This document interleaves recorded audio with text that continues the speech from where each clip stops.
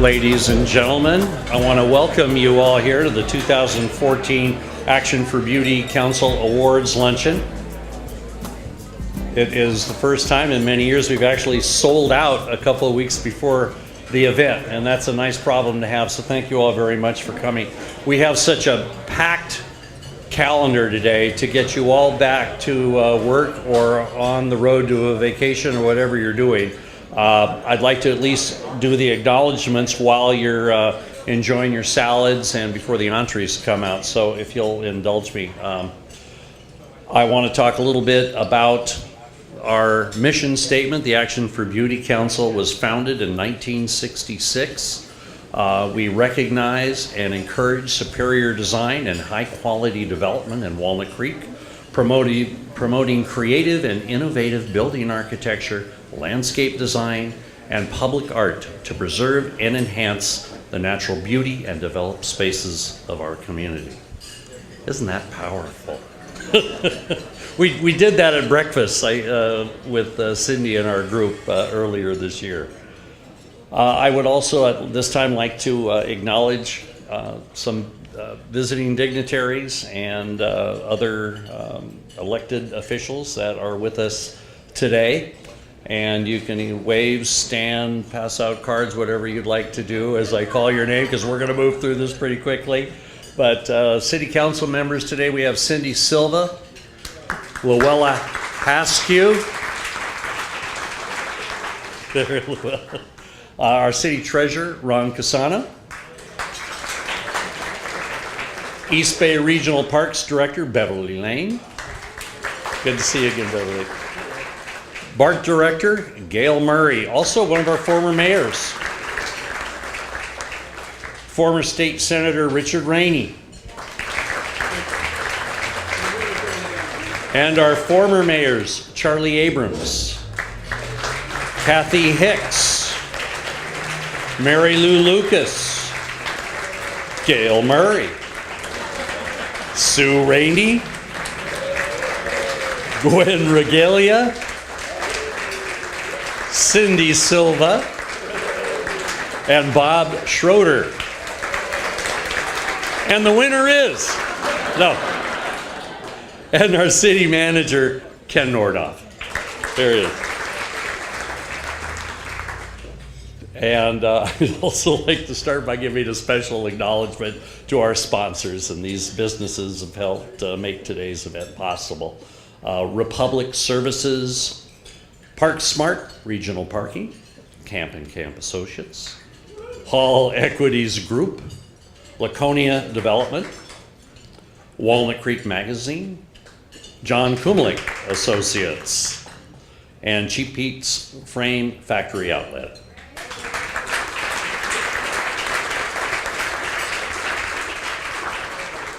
This year we had, as usual, a distinguished panel of jurors that went around over a two-day period to look at the historic sites as well as new construction and development in our city. And returning this year, we have Tom Bassett, landscape architect in Walnut Creek. Unfortunately, Scott Coates had a family emergency. He's out of town. He's not able to be here. Our two Design Review Commission members, Joseph Gorney, architect, and Marilyn Weiss, interior design. Returning this year again, Bill Wood, architect in Danville. And I was their chauffeur. And in addition to Marilyn Weiss and myself, the Action for Beauty Committee has 5 other members. That would be Janet Abrams, Pam Kessler, Brian Murphy, former Mayor Sue Rainey, and City Council member Cindy Silva. And with that, I'll leave you to eat your lunch and be back up about 12:35, 12:40. Thank you. Ladies and gentlemen, if I could have your attention once again, I'll give you a minute to finish your conversation, and then we'll get back to the program. Now that you're done with your conversation.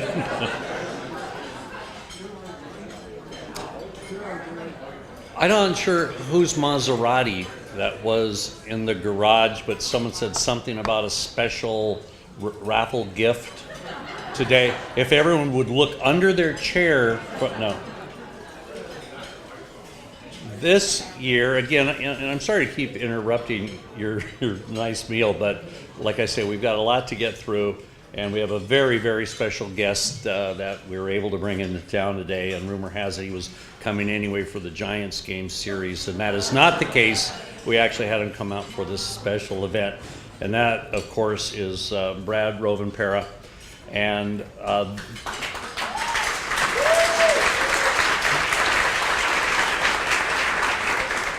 and as you know, this is this year's Walnut Creek Centennial. And in honor of our 100th birthday, the committee sees this year's awards as an opportunity to celebrate these 100 years of design excellence in Walnut Creek. Who better to help us out with the celebration than our guest, Brad. Brad's a native son of Walnut Creek. He was born in 1954 at Kaiser Foundation Hospital. I was too. Yeah, before you. It was newer when I was born there. Brad grew up in Concord, graduated from Mount Diablo High School, and attended Diablo Valley College before earning his bachelor's degree in journalism from San Francisco State University in 1976. Brad was a reporter, editor, and photographer at the Contra Costa Sun, then a reporter for the Contra Costa Times, and he became Walnut Creek's public information officer in 1985. Serving in that role until retirement in 2009. During his years with the city, Brad has written a number of books on Walnut Creek's history, included his latest book that you probably saw as you entered the restaurant here, entitled Walnut Creek: An Illustrated History, published in collaboration with the Walnut Creek Historical Society. Since retirement, Brad and his wife, Debbie, have made their home in Palmyra, Virginia, and Brad has fulfilled a long-time dream of being a docent and guide at Thomas Jefferson's home, Monticello. How cool is that? He calls it work. And even though Brad has been away for the last 5 years, he often sees people from Walnut Creek, and I understand a couple of weeks ago you saw John Muir CEO Ken Anderson and Tammy, and gave them a tour in Monticello. And we're delighted to have Brad here today. You kind of look just like you did before you left. I mean, you know, no, you have not grown. But you look a little more relaxed. So join me in welcoming Brad Rovanpera.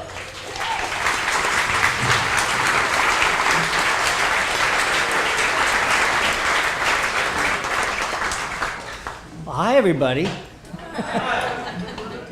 I know you came for the chicken. I hope it tastes good. I'm hoping to get a bite of it before I leave here today. It's really nice to be back, and it does feel like a dream to be here, you know.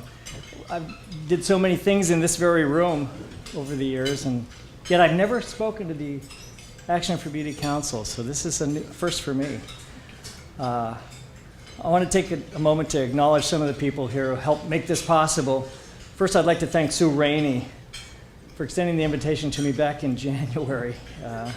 I couldn't help but remember, you know, she and I go way, way back. And there was one time. I'd appreciate one less way. Sorry it's on camera now. She was mayor, one of her stints as mayor, and I was her PIO, and she was doing a presentation like this to one of the service clubs at lunch. And I had it all set up just like this, you know, laptop and a projector. And when the lights went down, the projector went on, the image went up. It was up on the ceiling. And we're all looking up at this image of open, and we couldn't figure out what was going on, how this happened. So I couldn't hold the projector like this during the whole project, you know, get on the screen. So we passed around pictures of the pictures, and everybody was just looking at them as she was talking. It worked out, but anyway, sorry about that, Stu. I've been meaning to apologize for that. Yeah.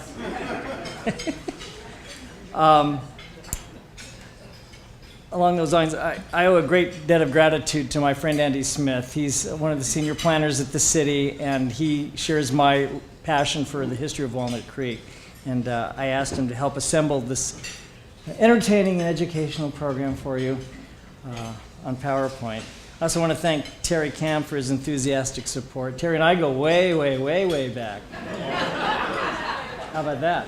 I mean, when I started as a reporter in 1976 at the Lafayette Sun, he was on the Planning Commission in Lafayette. All right? Yeah. So I think he got older than I did during the In any event, and I want to thank the Action for Beauty Council Committee for having me here today, and I want to thank all of you for coming. It's kind of special, so. But right now, let's get on with the show, shall we? When Sue first asked me to do this presentation, her idea was that I talk about the great old buildings of Walnut Creek, and that led me to do some serious reflection. After all, what exactly constitutes a great old building here in this community? Of course, over the last 4 years, I've led tours at one of the greatest and oldest buildings in America, Monticello. Its greatness and longevity is unquestioned. Designed and built by Thomas Jefferson, it's one of our country's most revered founders and innovative early architects. But Monticello is great not only because of who built it and lived in it, but because of its classic architecture. After all, they don't put just any historic building on U.S. currency. It's on your nickel, by the way. But in Walnut Creek, what constitutes a great historic building requires some critical thought. For one thing, how old must a structure be here to even qualify as being old? I mean, I just turned 60 this year, and I figure I'm older than the majority of the buildings in Walnut Creek. Since 1950, progress has been the primary enemy of heritage sites throughout the town, as in other towns and cities across America. They were either in the wrong place, or they were so poorly built that they could not be retrofitted to meet modern needs, or they were destroyed by fire. So, what does constitute a great old historic building here? Surely it's architecture, but how it was used and who lived or worked there must also be factored in. Perhaps the mere fact that a building constructed over 100 years ago is still standing merits it as a great old building. However, we've lost so many great old buildings over time: the Rogers Hotel, the Antonio Botello Home, St. Mary's Catholic Church, the first one, the Oak Saloon and the San Ramon Valley Bank, the first Walnut Creek Library, Lomel's Creamery, La Virage, even the El Rey Theater. I know you're all nodding, and yeah, that's here for the El Rey Theater show. So the list goes on and on. But in the interest of providing you an entertaining and educational talk, I've decided to present to you my top 10 list of the greatest historic buildings of Walnut Creek.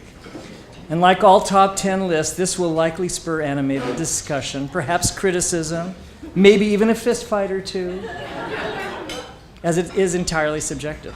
But after 30 years of research and appreciation of the historic buildings here in Walnut Creek, I have come to regard the following silent sentinels as the top 10. So here goes. Number 10, La Fogata.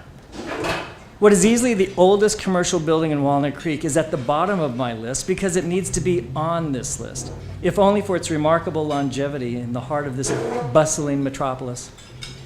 It was built in 1862, and it's prominently featured in what's believed to be the oldest existing photograph of Walnut Creek, taken around 1872. It's that building right there. It's that sewing machine.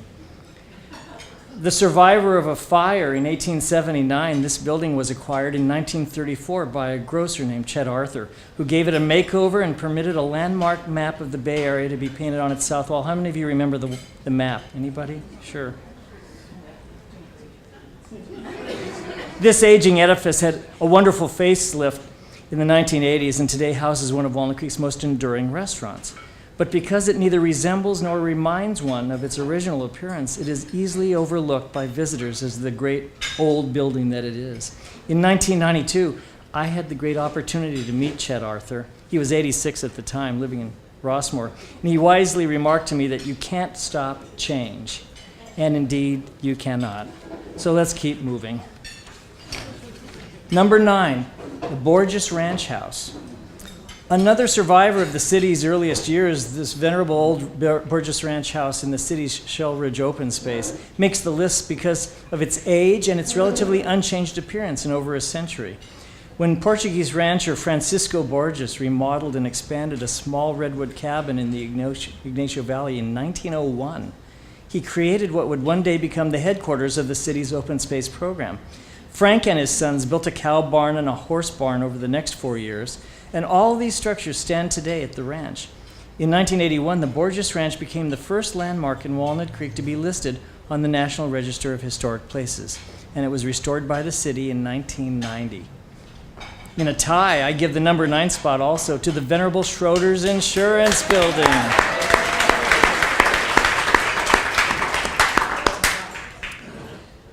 This is an unmistakable symbol of its era. It was Walnut Creek's third post office when it opened for business in 1928.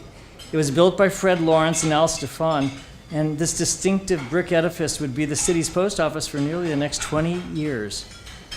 Virtually unchanged in its 86 years, the building was a PG&E office during the 1950s and has housed the venerable Schroeder's Insurance since 1983. Number 8, a modern China cafe. Now, here's a structure that harkens back to the 19th century and still looks it. It was built in 1872 by Hewitt Steel, and this 2-story wooden building was a residence for its first 80-odd years. Its most prominent owners were Dr. Claude Leach, the town's doctor, and his wife Eva, the first woman elected to the city council in 1932. Dr. Leach was a towering figure in Walnut Creek's early days, not only delivering most of the town's babies over a 37-year span, but also helping to stem the frightening flu epidemic of 1918. This power couple were very active in the community, and Eva Leach was instrumental in forming the first American Red Cross chapter here in 1898. After years as a professional architect's office, the original building was relocated to its current spot in 1993 and has maintained its original appearance despite a shortened front porch. Number 7, the Main Street Rags and other shops and apartments. What for years has been the largest building in the heart of Main Street, this structure was built in 1913 by local entrepreneur and real estate developer Robert Noble Burgess. He later developed the Lakewood subdivision in the 1930s. This building first housed the First National Bank, which later became the Bank of Italy, and finally became the Bank of America in 1931. When that institution moved down the street to its current location in 1947, the original building underwent some cosmetic surgery to update its appearance. Town architect Leonard Ford redesigned the exterior of this neoclassical style structure, removing the imposing pediment and decorative columns. Thanks to current owner Brian Hirahara, the former First National Bank building has largely maintained its classic appearance and character and continues to be a prominent reminder of Walnut Creek's early architecture. Number 6, Vic Stewart's. What for years has been a successful restaurant along South Broadway was once one of Walnut Creek's most visited buildings. When it was constructed in 1891, the Southern Pacific Railroad Depot became a focal point for businesses as well as new visitors to the growing village. The new train station signaled a rebirth for Walnut Creek's commercial district, as business owners had been anticipating the arrival of the Iron Horse for decades. The short street that connected Main Street to the train depot was even renamed Railroad Avenue in honor of the new service. However, increased automobile use and the opening of the Bay Bridge and Caldecott Tunnel in the mid-1930s were the death knell for a train service through Walnut Creek. And the last passenger train pulled into this historic station in 1941. The abandoned depot was purchased in 1972 by local attorney John Harrington and relocated further south to accommodate the extension of South Broadway. It has been a restaurant ever since. That's a great picture, by the way. It's a wonderful picture. I think, didn't John Harrington later become President Reagan's energy secretary? I think that's right. Number 5, the former Adib's Persian Rugs building. When this distinctive 2-story building was constructed in 1910, it would become the first in Walnut Creek to be hooked up to the new electric lines being fed into town by an enterprising businessman named James Stowe. After all, it was his building.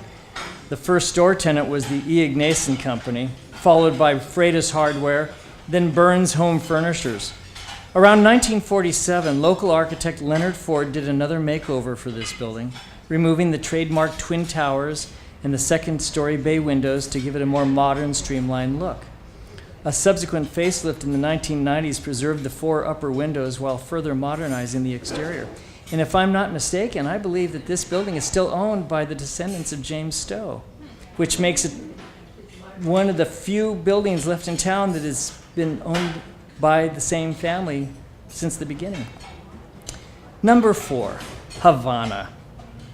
Now, finally, here's a historic building that shows relatively little change in the last 88 years. The county's newly formed Central Fire District had chosen Walnut Creek as its hub and built a 2-story cinder block fire station on Bonanza Street in 1926. Get this, the parcel's cost was only $750. And the building, it only cost $3,000 to erect. By comparison, the fire station's elegant new American La France pumper cost $7,000. Originally, the fire station had 2 bays for its engines. It was soon expanded to 4 bays. The march of time left its footprints on this quaint reminder of a simpler era when the fire station finally closed in 1965 after a larger, more modern facility was built on Civic Drive. Number 3, St. Paul's Mission Chapel. Of all the buildings I have ranked, this is the only one that has maintained its original architecture and purpose from day one. Built in 1888, the St. Paul's Mission Chapel is today the last surviving 19th century house of worship in Walnut Creek. It was erected during an ambitious period when several other prominent churches were also built, including the town's first, the Walnut Creek Methodist Church in 1872, followed by the St. Mary's Catholic Church and Walnut Creek Presbyterian Church, both opened in 1874. And then St. Paul's was opened for worship on April 12, 1889. Cornelius Waite originally built the Redwood Chapel on Locust Street, which was then known as School Street because the Walnut Creek Central School was only a few blocks down the road.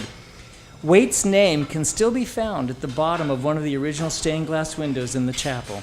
St. Paul's was relocated in 1950 to its present location on Trinity Avenue as part of the larger St. Paul's Episcopal Church. Number 2, Sasa. Am I saying that correctly? It's not Zaza, right?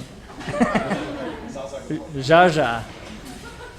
Perhaps no historic building in downtown Walnut Creek has maintained its original charm as the former Lawrence Meat Market on North Main Street.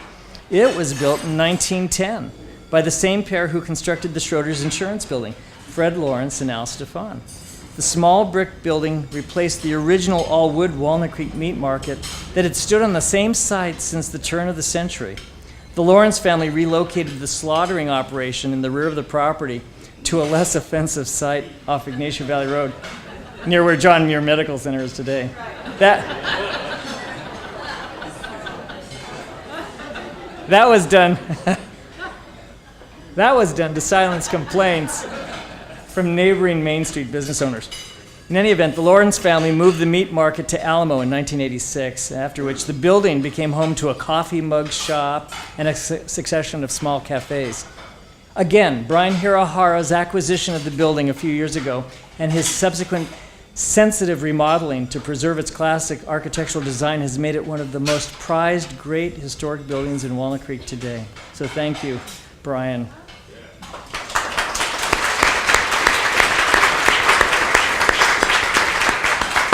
And now, everybody, the moment of truth. Drum roll, please. Go ahead, Mary Lou. You've been waiting for this moment. Number 1, the greatest historic building in Walnut Creek is the Shadelands Ranch Historical Museum.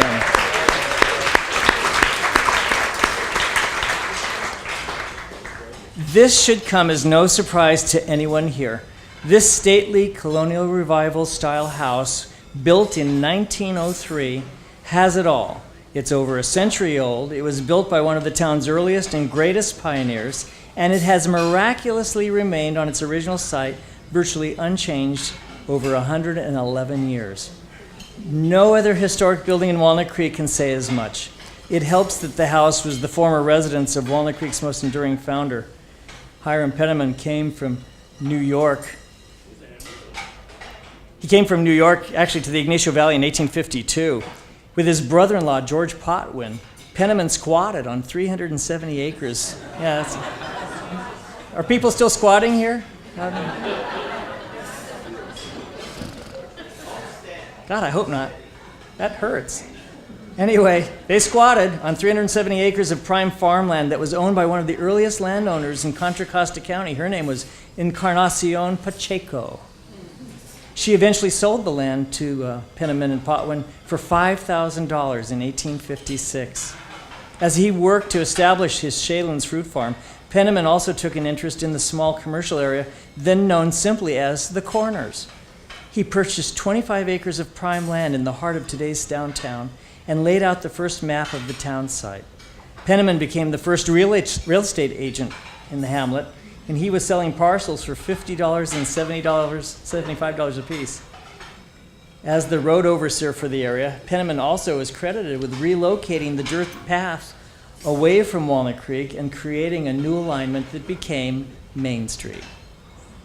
In 1970, the old Penniman house was given to the city, which in turn turned it over to the newly formed Walnut Creek Historical Society, which in turn opened the Shaylands Ranch Historical Museum in 1972. It was the second landmark in Walnut Creek to earn a place on the National Register of Historic Places in 1985.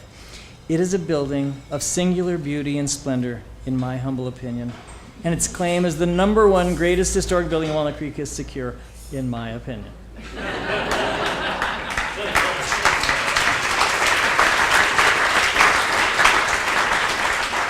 Well, there you have it, my top 10 picks. I hope you'll agree that Walnut Creek business owners and the city itself have managed to preserve, if not protect, several classic structures from its earliest days. But in closing, and as a native son and a former cheerleader of this community,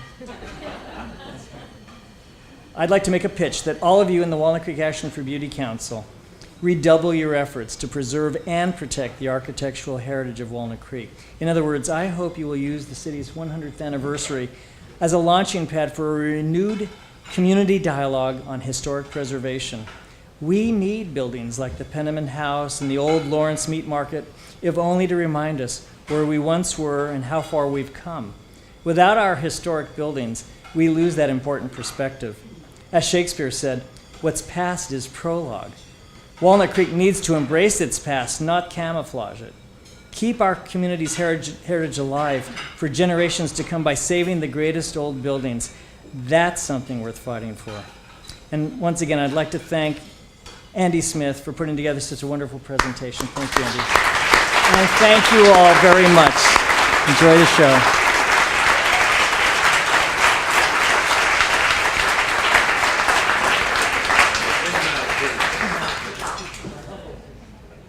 In my opinion.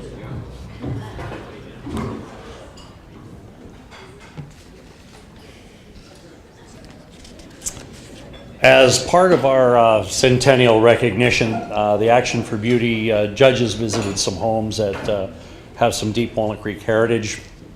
They're featured in Legacy Homes and Their Stories, a book prepared for the centennial by longtime residents Sally Ingram and Joanne Hanna. Where are you?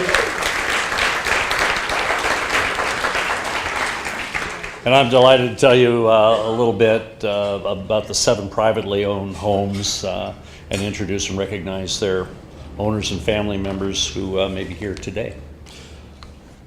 Home number 1, Bancroft Estate. In 1885, Hubert Howe Bancroft, probably the most renowned chronicler of the history of the western United States, bought 360 acres in the Ignacio Valley with his brother and established one of the most successful fruit farms in the state.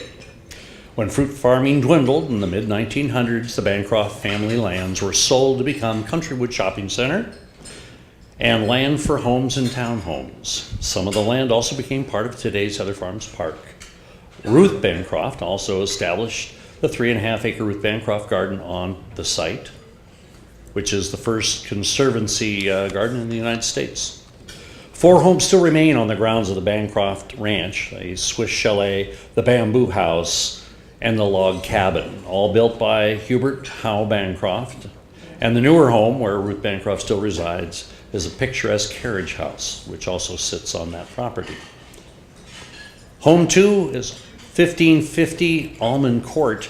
And this English-style Tudor home is in the Almond Shoey neighborhood downtown and was built in 1924 by R. Hook. The original owners were Dr. Harry and Maud Silver, who owned the Contra Costa Courier-Journal, the weekly newspaper that eventually became known as the Contra Costa Times. Through their newspaper, the Silvers urged local residents and organizations to promote Walnut Creek and push both for a city park and for beautification projects. Fred and Betty Champion, owners of Champion Plumbing, bought the home in the late 40s and lived in it until 2004. The third home is the Bronson home, located in the Walnut Heights neighborhood. This French Normandy-style home was designed by Bill Strickland, an architect from Piedmont. Joe and Marge Bronson purchased the land and built the home in 1932. Both Joe and Marge were active in the community, and Joe was a member of the original Acalanes High School board, my alma mater. As was often the case in those times, the land in front of the Bronson house was planted with fruit and almond trees, while the back acreage was pasture land for horses. The windmill on the property is still the only source of water during those early days. Over time, the land was subdivided for a few new homes, and the home remained in the family until 2009, when it was sold to Nancy Scott. Both Nancy and Sally Bronson Ingram are here today. Where's Nancy? Home number 4 is the Burgess Rice Estate. And this house is located off of Homestead Avenue and is located at the site of the original Ignacio Severin home built around 1850. Ignacio is one of 2 grandsons of Donna Juana Sanchez de Pacheco, who received a land grant from the Mexican government in recognition of the military service of her husband. Her land included much of the present-day Walnut Creek and Concord. In 1860, the Rice family purchased the enlarged 1-story Severin homestead and later built a new house on the site in 1880. The site was purchased in the early 1900s by Robert N. Burgess as part of his plans for the development of the Lakewood subdivision. When Burgess married his wife Anne in 1909, he gave this, which was called Lot A, the old Severin homestead, to his wife Anne as a wedding gift. They used the house as a country home until later when they moved in.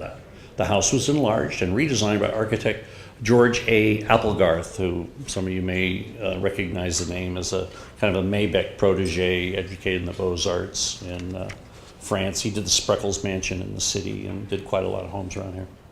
Burgess was a successful entrepreneur who opened the town's second financial institution, the First National Bank. Gave the land for the city's new library in 1916, funded by Andrew Carnegie, and also developed Diablo Country Club and the surrounding homes. Home number 5 is the Lakewood Clubhouse. The home, called the Lakewood Clubhouse, was Burgess's first project for the Lakewood development. Burgess initially built the structure as a guest house for potential buyers who came from San Francisco, and then as a clubhouse for the first residents. The building was designed by John Wagonesta of the Julia Morgan firm. Burgess had become acquainted with Julia Morgan when he built homes for her clients in the Piedmont and Oakland Hills area. As a guest house, the Lakewood Clubhouse could accommodate 3 couples plus a housekeeper. The garage served as a sales office. Burgess also built a boat dock below the clubhouse and stocked the lake with fish. By 1940, the clubhouse was used, but infrequently, so the Burgess gave the home to his daughter a few years later. It was purchased by Quentin Reynolds, who later became the CEO of Safeway. The home changed hands several times before the current owners, the Richard Olsons, bought it in 2005. Home number 6 of 52. No, we're only one more. The Dewing home.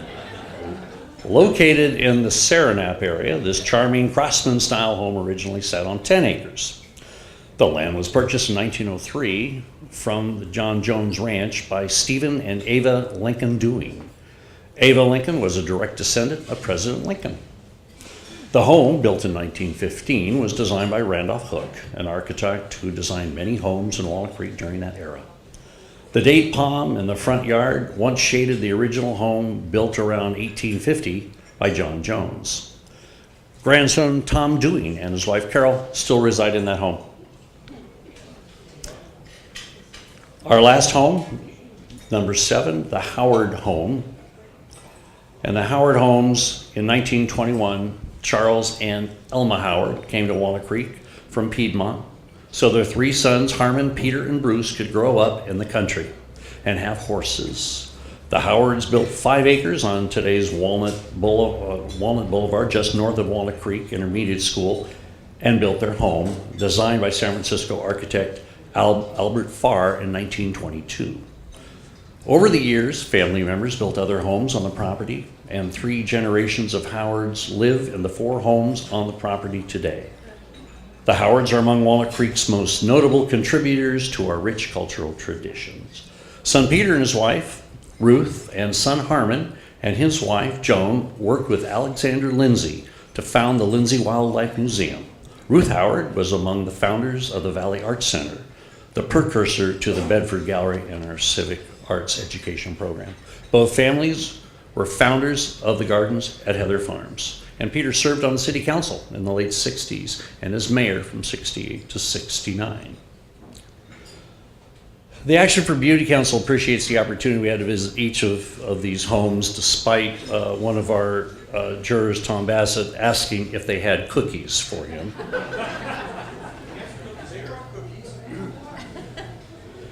And we certainly want to thank Sally Ingram and Joanne Hanna for their new book. Thanks. One more round of applause for those 2.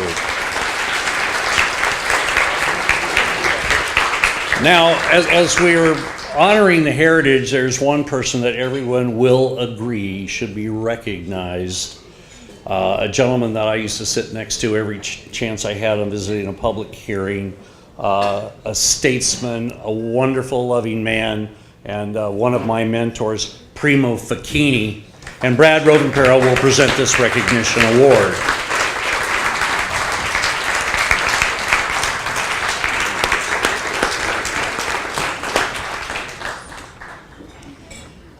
This was a real honor to be able to do this.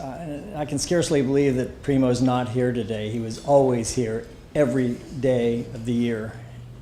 And it really gives me great pleasure to acknowledge Primo's contributions to this community. His spirit is definitely in this room. In fact, I'm channeling him right now. This is his tie. His wife, Rosemary, let me have it after the memorial service, so thank you, Primo. We lost Primo on July 12th, and his passing has left an unbreachable void in our community and in our hearts. Though he made his home in Alamo for more than 40 years, Primo was a fixture in the audience at Walnut Creek City Council, Planning Commission, and Design Review Commission meetings. He was warmly regarded by everyone as the 6th member of the City Council. Despite his dogged commitment to attend meetings, Primo never wore out his welcome. Folks listened with both ears when Primo spoke. He'd approach the podium to share his concise, to-the-point thoughts and suggestions, and the council and the city staff held Primo in the highest esteem because they knew that he knew what was going on, and they greatly respected his opinion. He also was the face of the Walnut Creek Historical Society for 35 years, serving first as president and then as chairman of the board, which is just perfect for Primo, the chairman of the board. Guiding that volunteer organization through its growing pains, he was instrumental in getting the city to dedicate a portion of the new library for the file cabinets and the presentation booth to protect and share the Historical Society's valuable archives with the public. And in 1987, when the city formally adopted Noceto, Italy, as its first sister city, Primo played a vital role in establishing close ties with that community. And as vice president of the Walnut Creek Sister Cities International, over the years he made several trips to Noceto as an ambassador of goodwill on behalf of Walnut Creek. It also helped that he was fluent in Italian. It's gratifying that before his passing, Primo was honored by the City Council, Contra Costa County Board of Supervisors, and the Walnut Creek Chamber of Commerce for his dedication and commitment to the community he served so long and so well. So it is today, on the eve of Walnut Creek's 100th anniversary as a city, that the Walnut Creek Action for Beauty Council wishes to honor Primo's memory with a special recognition. And here to accept our gratitude and affection is his lovely wife of 58 years, Rosemary, his daughter Rosemary Craighead, and her daughter Monica, and son Primo. Is Primo here? Excellent. I'm so happy to be able to present this certificate. So Rosemary, come up, please.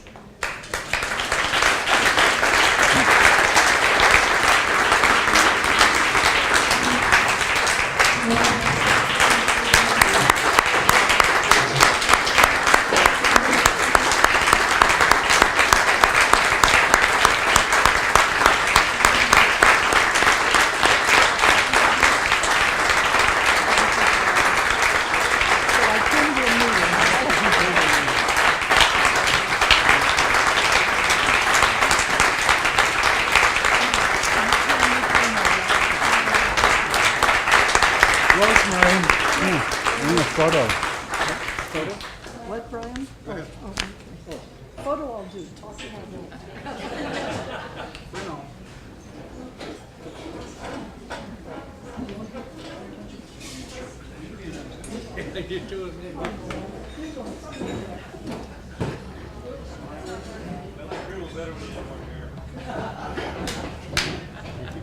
Thank you all very much. Good to see you, ladies. There were no words left. Primo used them all up.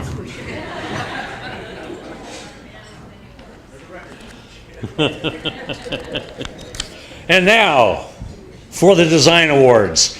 We're going to move through these fairly quickly, and I'm going to ask the jury to come up, a member at a time, to talk about the specific projects that we would like to honor today. Tom Bassett, if you would come up and present the award for the residential development, of which we had the nominees, the Camelot Apartments, the Cambridge Place, thanks for the cookies, and Monaco Court. And the residential development award goes to Cambridge Place by Braddock and Logan.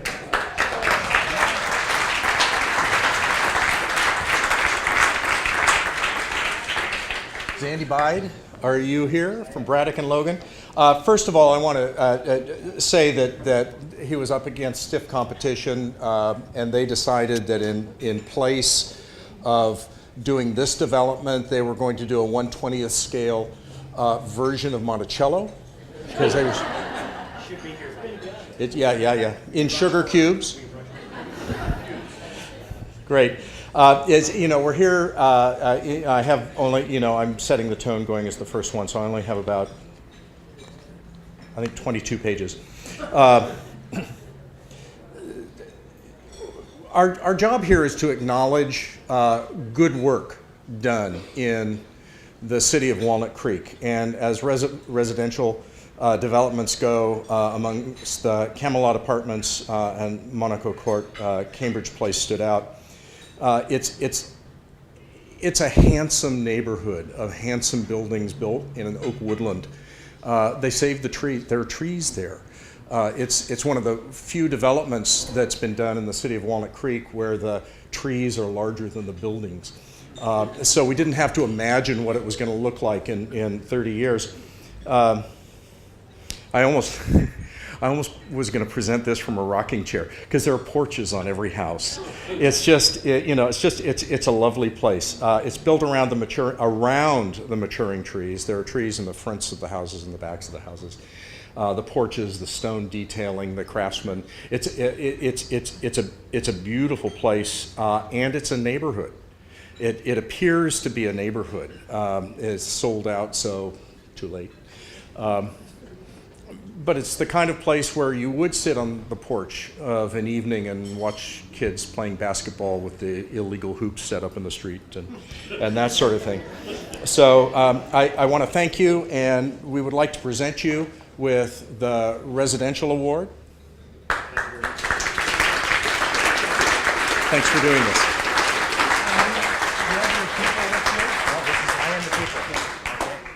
You're the people? Oh, thank you. Yeah, I am the person. So thank you very much. And cookies, the Howards provided them. Excellent. I appreciate the cookies.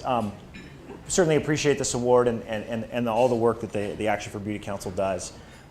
Just kind of watching tonight or watching today's kind of events unfold, it certainly struck me that Walnut Creek is obviously a special place. And I get an opportunity to work in a lot of different communities all over the Bay Area. And I really do say this, not to be patronizing, but really sincerely, that you really have a special place here. Your community members, your elected officials, your council members, and your staff are all exceptionally professional. I really enjoy working in this community. So thank you very much.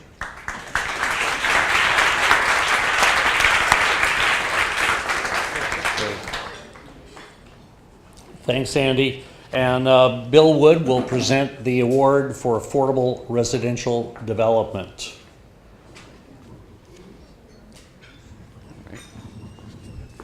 Is Natalie Monk from Habitat from Humanity here? Come on up and get that. Hi. This project is called Pleasant Creek. It's a new 10-home development that includes simple designs, modest layouts, and sized homes to best serve the needs of the low-income and moderately income families. That Habitat for Humanity has been around for years and has done enormous help for all the communities. And in fact, Joe Bologna said he helped build this project. So now's the time for anybody to speak up about any of the quality of the craftsmanship in the project. Also, these are also Greenpoint rated and featured Energy Star appliances. They also, through a generous grant from PG&E through the Solar Habitat program, all new Habitat homes will also have solar panels. Also, in addition to these buildings, a new public sidewalk through the property was added to offer residents a safe route to BART. And they did a kind of an upscale design, and it was well worked. And I want to commend you for bringing to Walnut Creek a beautiful project that'll help all the community and the people that can barely get into a home these days. So thank you again, and I commend you for all your hard work. Thanks, Natalie. Thank you so much to the Action for Beauty Council, and special thanks, of course, to the City of Walnut Creek, who's been our strong supporter and partner for the past 5 years as we've developed this project. We're so excited to bring affordable home ownership to Walnut Creek. Thank you so much. All right. Thank you, Natalie. And Marilyn Weiss will present the award for adaptive residential use. Then receiving that award are Steve Wilson and Leah Rosenthal, Cambic of Kid Time. Thank you. Thank you. Good afternoon. The next award is for adaptive residential reuse. The project for the Action for Beauty Council that's honoring today is Kid Time Daycare. Kid Time is a great example of how to be a good neighbor and how to fit what might have first looked like an undesirable use in a residential area. In the case of Kid Time, the project turned out to be a gem. And we walked through it as the judges. We had such a good time, and we were very inspired by these kids spending most of their days in this environment. It is really a gem. The original ranch-style house, which was on a very large lot, is now a very comfortable place for small children to spend their day in a beautiful, loving environment. The drop-off area is separated from the street and addresses traffic and safety concerns. The character of the ranch-style home is now as a daycare center, respects the context of the other structures in the neighborhood. But the interiors offer an open, lively, and nurturing environment. And I must tell you, having 5 kids of my own, it was inspiring to see what kinds of things were written on the wall and the kinds of graphics. It was very exciting to see. So am I. Okay, and so receiving the award today for adaptive reuse is Steve Wilson and Leah Rosenthal of Kid Time Daycare. Can you come up?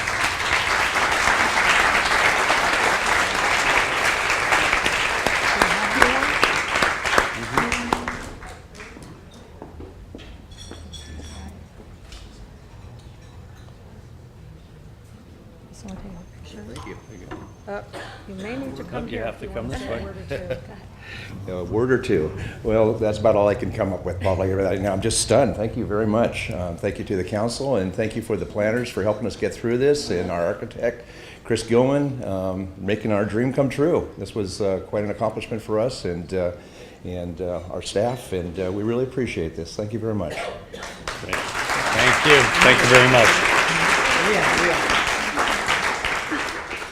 And presenting the award for downtown commercial renovation is Joseph Gorney. As Joe is coming up here. We had 3 projects in this category. We had 1620 North Main Street, the OIC Bowl Restaurant and Office Building, the Horner Singer Office Building, and Sonole Ridge Restaurant. I believe that would be the OIC Bowl. The winner of the award is the Horner Singer Office Building. This is an interesting building because my payroll company used to be there, and I used to go in there and drop off and pick up a lot of things, and it was kind of one of those old, stinky office buildings that had, old carpet and old siding and old asbestos, and they recently did a renovation where they did 88 upgrades. They did a beautiful ramp in the front. They did an elevator. I believe they did a lot of energy upgrades. I know they added all new windows, and it was interesting to watch because I also walked past there a lot to go into my blueprinter. And the other thing is that they did a structural renovation, and it really did a great job on the structure. And it's the excellent design of this building that's really the key.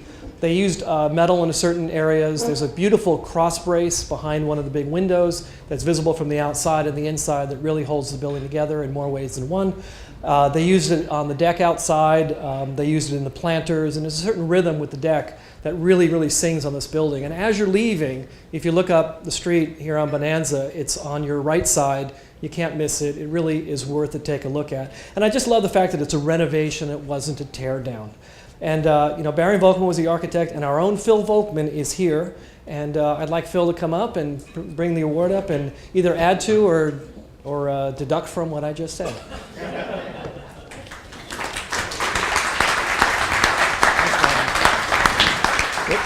Thank you, Joseph. I think Joseph kind of hit all the points. It was a really old building built in the, not old as in some of the older buildings we've seen, but we've done a lot of renovation work, and it's kind of my passion to try to take buildings that really are very nondescript and create something that really adds a little bit of punch. We did, as a firm, we've done some historical work. This is probably one of the first buildings where we really got to do something a little bit more edgy, and a client who allowed us to do that. The terrace along the top is really for Horner and Singer. Their whole idea was to have beer on Friday afternoon, so how do we do that? So we came up with this terrace that wrapped around, so I thank that. But I also want to thank the city staff for working with us. The city of Walnut Creek, which I've worked with on other projects, is probably one of the best communities as an architect to work, and you always get good feedback from them. So I thank everybody, and I also want to thank the contractor, Mike Wade of Wade Construction out of Pleasant Hill. Without Mike on this project, we wouldn't have been able to do what we did. Contractors make all the difference in the world. We draw little details for them, and then they go out there. And when this terrace was being put up, it was in September as I drove by for a job site walk. I said it was like Christmas in September. And the fabricator, when I first went out to his shop out in Concord, he said, "No way in hell can we do what you want to do here, Phil." And I said, "Well, I'm not sure about that." But Mike Wade, who was the contractor, stepped in and he said, "We're going to do what Phil wants to do." So thanks again. I bet your wife doesn't say that. Nice landscape too, Phil. Whatever.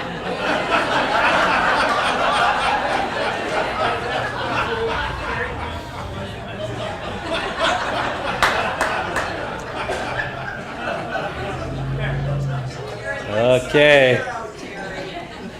Marilyn, why don't you come up and present the award for new retail projects? And the new downtown retail projects we considered were Davidson and Lick Jewelers, and help me say this, La Soie. La Soie Bridal Salon and Office Building. I could have done that. Today, the award for new downtown retail or new retail project is Davison and Licht.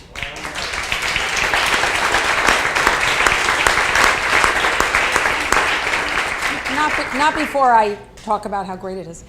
Davison and Licht Jewelers was established in 1916 as a full-service jewelry store, and for over 55 years, its home has been the Broadway Plaza Shopping Center. They offer jewelry and watches from designers from all over the world and make all of us women drool every time we walk by. Its new home now is on Main Street, and it's a modern two-story, sleek 8,000 square foot building. Its beautiful design offers extensive glazing and stone in a palette of white and cream. This new building is sure to be a shining example for all new projects to come, especially in the traditional downtown area. The best way I can describe the new Davison and Licht is simply elegant in every way. Would you like to come up and get your award? Accepting is John Licht.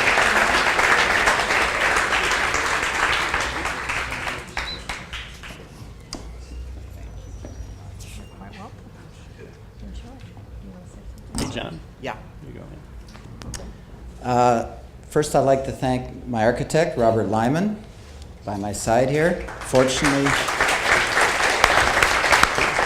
it's great to have Robert right around the corner, and we got to see a lot of each other, but it couldn't have been done without the help of the City of Walnut Creek. They were always so adaptive to our needs and the time frame with which we had to get in, because we did not have long, especially losing our home over at the Broadway Plaza. So I want to thank the city, Robert, and of course, my wife. Thanks, John. Thank you very much. What John didn't tell you is you walk in, there's climbing strawberries on the lattice work. You have a strawberry as you walk in the front door, put in the champagne that they have at the barn. Joseph, if you would make another trip back here, because the one project truly that merited consideration for retail renovation is the new Maserati of Walnut Creek, the store on North Main Street. So Joseph will come up and explain some of the unique features of that project. Again, the jury agreed that this was really the best project in this category. And you think of Gibele, and you think of Quattroporte and Mulsanne and Flying Spur. You know, all these words evoke the sexy beauty of Italy and that style of Great Britain. And so does this complex of buildings, which stands at the corner of Main Street and Parkside. I've been going to this building for a long time, you know, since the beginning, in that, you know, I used to, when I was younger, I used to go to Black Diamond and drink beer, and then I'm a motorcyclist, so I used to go to the Harley Davidson dealership and not to buy motorcycles, more parts and helmets and things. And now, you know, it's the home of Maserati, Alfa Romeo, and Bentley. And, you know, I really hope to keep moving up in my life to be able to get an Italian car in the garage and maybe eventually a Bentley. And so I think I intend to keep going to this building for a long time. You know, it's a difficult site. They always had trouble because you sort of see it, you drive around it. If you don't get in the driveway, you'll miss it and have to drive around the block and go somewhere else. And so it really lends itself, though, to their use, because you come around the corner and you go up this ramp and suddenly you're sort of in the lap of luxury and you're in this sort of exclusive area, and it really feels good, and I think it really represents the marks that they have there. And you know, what they've done to the building, they updated the colors, they updated the details with some nice crisp metalwork. They've also used the best of what's there. You know, they had the sort of faceted windows around the corner, which now showcase the cars. And you know, they have the sort of sexy curves in the building and the block and then the glass block, and it really works well with this building. And all I think it's a really great crisp reuse that I'm sure is going to last and showcase the success of Walnut Creek. So I don't know if Mario Biondo is here. Oh, perfect, somebody. That's not Mario, by the way. So please, great to have somebody from the county keys. You can start the cars in the showroom and drive them out. Oh, good. Anything you would like to add to what we have to say? Yeah. So you have to move this Oh. way. Oh, wow, there's a lot of people over here. I just wanted to say thank you to the council, to the city of Walnut Creek for helping us plan this long, working with us in this project and projects that we will have coming in the future. I'm very lucky to have this as my second home. The whole point of this building is to have the authenticity of the Italian brand and the luxury of it. So thank you again. Okay, thanks a lot. And with our last two awards, I'd like to bring Brad up for this next one, our People's Choice Award. Thank you, Terry. By the way, this might be the last opportunity I have. Thank you all for making this a special occasion for me. It's been a dream having you all here and being here, and thank you again.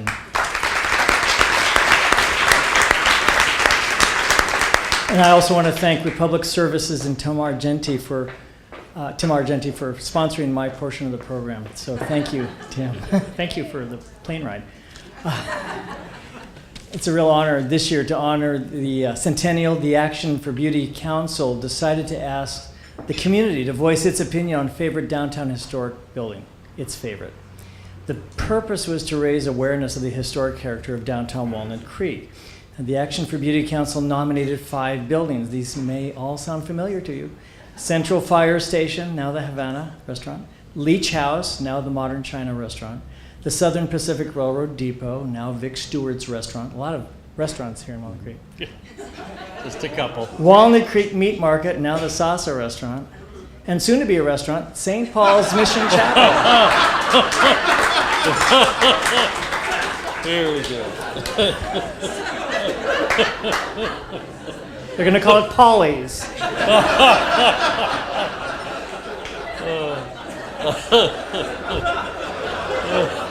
Please. Let's be serious now.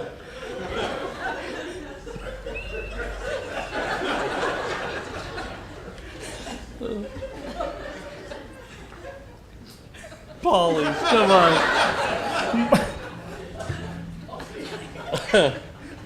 More than one. I'm sorry. Enough suspense. Okay, enough suspense. More than 170 community members cast votes for this choice award. And after careful tabulation and certification by a local accounting firm,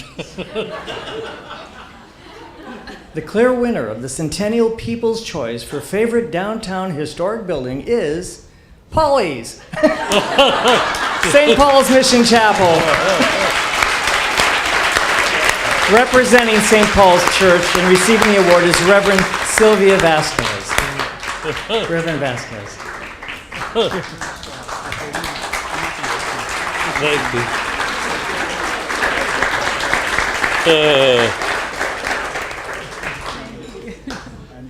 You go, Reverend. We serve bread and wine every Sunday.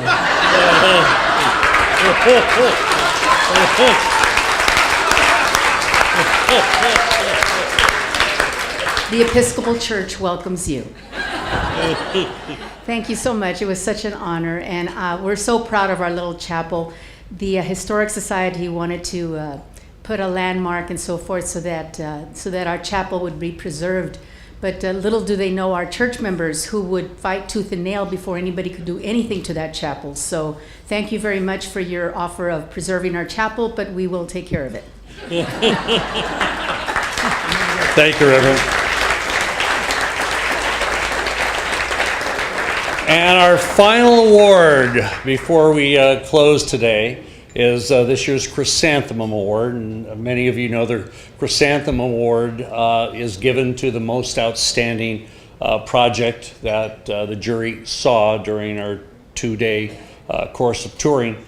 It's given to that project that embodies not just good architecture, but quality of material, sensitive site planning, cohesiveness, and empathy, if you will, with the contextual siting of it next to other buildings, the community and social aspects of the structure. And the chrysanthemum is our city flower, of which there is an original lithograph in City Hall. The Action for Beauty Council is pleased to name the Creekside Event Center at Rossmore as the 2014 Chrysanthemum Award recipient. And a number of representatives from Rossmore Golden Rain Foundation are here, and please come up and receive that award.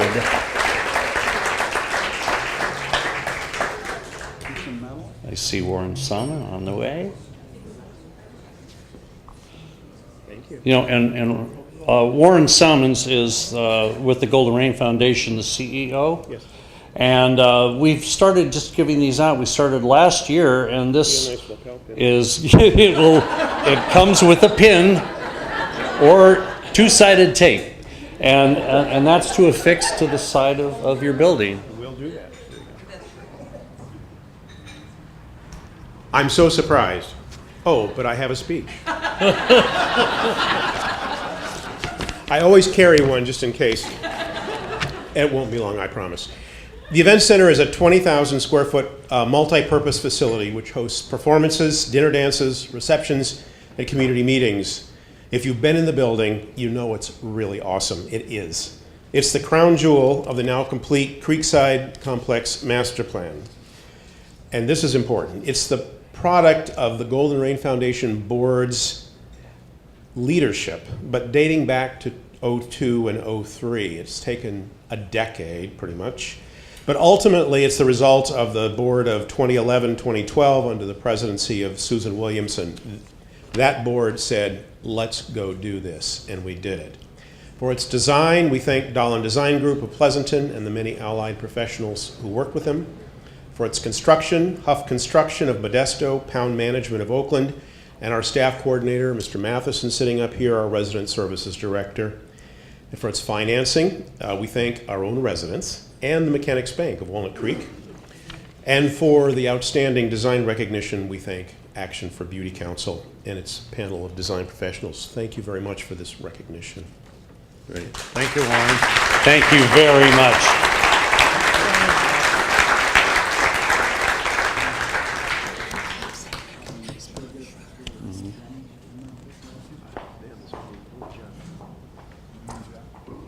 And as we close, first of all, I want to say that Action for Beauty, one of the original founders is Bob Schroeder. And we mentioned Bob earlier today, but Bob, I wanted to thank you for being the impetus behind this organization. And I hope you appreciate and approve the direction we're taking, but please join me in thanking Bob.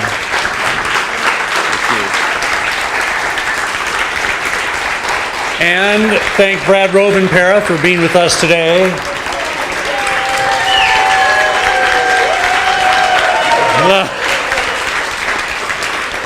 Brad will be available after we conclude to continue chatting with friends and colleagues and sign all those books that have been purchased up there for the book signing party.